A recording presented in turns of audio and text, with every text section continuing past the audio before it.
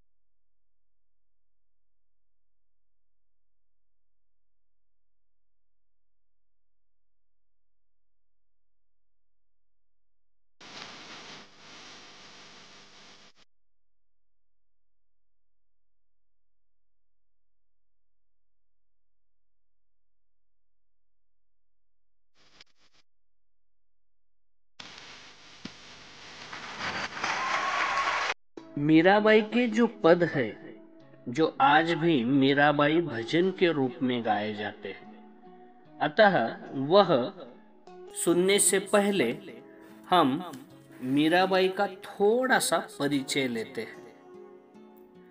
दक्षिण भारत में आलवारों की छत्र छाया में अपने सहज और स्वाभाविक रूप से पल्लवित होती हुई भक्ति कलिका ने श्री रामानुज, माधवाचार्य, विष्णु स्वामी और निम्बार्क प्रभृति प्रतिभा संपन्न आचार्यों की भाव रश्मि का संसर्ग पाकर केवल पूर्ण विकास ही प्राप्त नहीं किया, बल्कि प्रायः समूचे भारत को अपनी दिव्य सुगंधि से सुवासित कर दिया।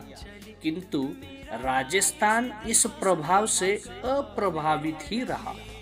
उसकी भक्ति वीरता थी जो उसके कण कण में अनादि काल से समाई हुई थी।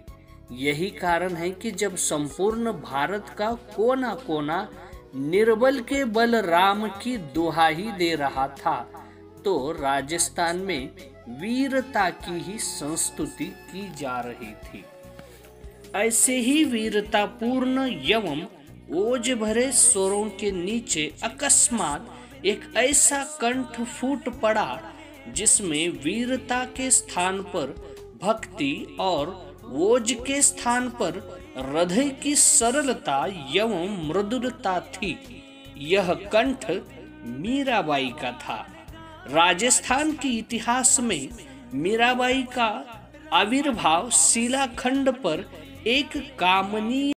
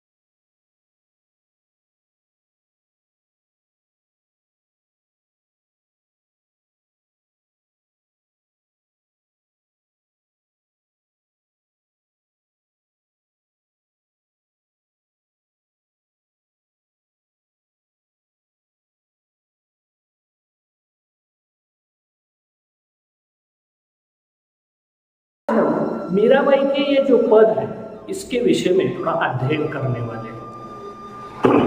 मीराबाई के पदों को भजन के रूप में भी गाया जाता है। कृष्ण से समर्पित उनकी सारी भक्ति, सारा जीवन कृष्ण से समर्पित मीराबाई का रहा है। मीराबाई ने अपनी गृहस्थी तक छोड़ दी है कृष्ण की भक्ति के लिए। कृष्ण को सर्वस्व अर्पण करते हुए उन्हें अपना पति तक माना है, अपने ईश्वर, अपने भगवान, और उन्हीं में लीन होते हुए आखिर में उनकी मृत्यु हुई थी। उन्हीं प्रसिद्ध कवियत्री मीराबाई का यह भजन कहो या फिर इसे पद भी कहेंगे, जिसका अध्ययन हम करते हैं। यह जो है पद, यह बहुत प्रसिद्ध है, बहुत गीतों में भी इसका इस्तेमाल किया गया है। तो शुरुआत करते हैं। पायो जी मैं तो राम रतन धन पायो, वस्तु अमोलक दी मेरे सतगुरु, करी कृपा अपनाई। पायो जी मैं तो राम रतन धन पायो।